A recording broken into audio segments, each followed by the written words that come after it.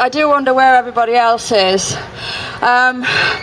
And I, as particularly feminists, but people often say to me that in matters involving Islamism, which is what this is, that people don't turn out because they're afraid to, or that they don't want to be seen as Islamophobic or racist. And while that is part of it, I think they just don't take this seriously.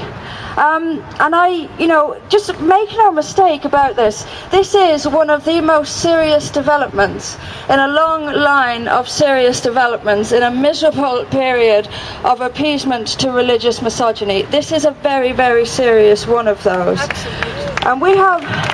People can continue and will continue to put their heads in the sand. Feminists will continue to put their heads in the sand. But I do wonder what it will take for people to face up to what it is we are facing here. And what it is we are facing here is a global rise of Islamist fascism. Yes. We have to come to terms with it. This on its own would be a formidable enough opponent. But what makes it immeasurably worse is that the entire British establishment seems to be on the side of the Islamists, including this cowardly organisation behind us, including the mainstream media, including every single party sitting in the House of Commons. So it's no wonder people are not taking this seriously. I mean, it's been said already, but in 1878 the University of London was the first UK university to allow women in. And since that time, women fought to be taken seriously and have excelled.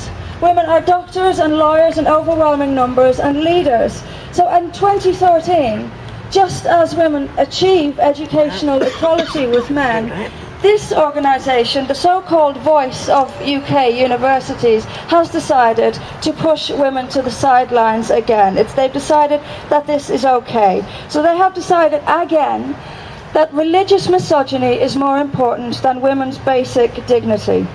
And they've told us that women won't be disadvantaged by this. It's on all your signs, separate but equal. Well, we've heard that before. Again, as others have said, we heard it in apartheid South Africa, we heard it in the Deep South. It's not unequal, it's just different.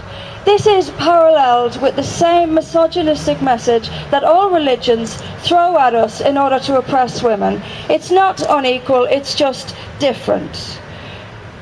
Relativist cowards is what they are, and they will continue to appease this not unequal, it's not different, unless something radically changes, unless this crowd, congratulations to you all, but unless this crowd gets much, much bigger and people start taking this seriously. Because if we push women to one side and say, well, it's not unequal, it's just different, well, we'll start, why not women can't take certain degrees? It's not unequal, it's just different. Or women not go to university at all. It's not unequal, it's just different. One of the worst elements about this is that they are using the language of rights and freedoms to impose this stuff. They are using this language they use the language of choice and freedom in this Orwellian attempt to use religion to oppress and suppress choice of freedom.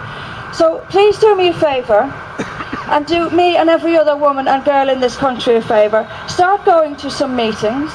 Start turning up to these things. I'm really serious about this. I intend to. Start turning up to them and exercise your rights and your choices to sit wherever the hell you like. Please do that. Thank you.